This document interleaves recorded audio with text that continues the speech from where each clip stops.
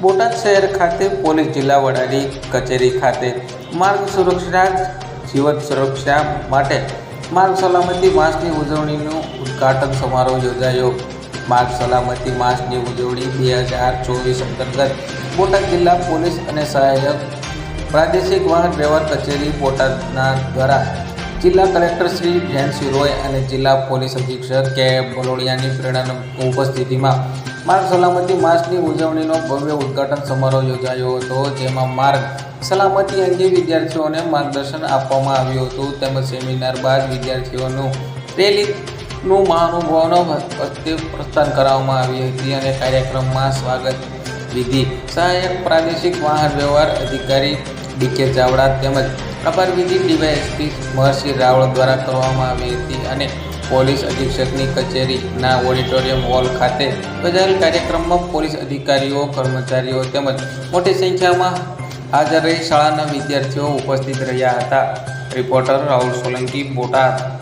આનંદ આજ ઉછરંગ આજ સલોણા સ્નેહ જોને સખી આજ અમારે આંગણે કંચન વર્ષ।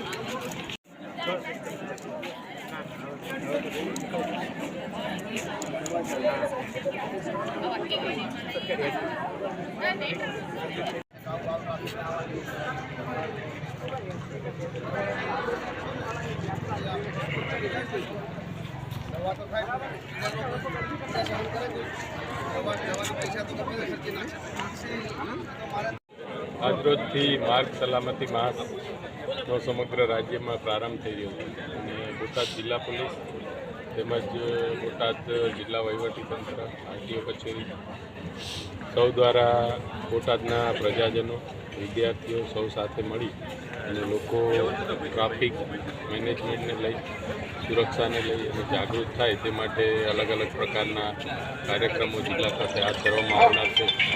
વાત કરું તો આજે સ્કૂલના બાળકો દ્વારા રેલીનું આયોજન પ્લસ કસ્ટબંધન હનુમાનજી મંદિર જે છે ત્યાં લોકોની અવરજવર વધારે છે તો ત્યાં એક ટ્રાફિકનું પ્રદર્શન પણ આયોજન છે।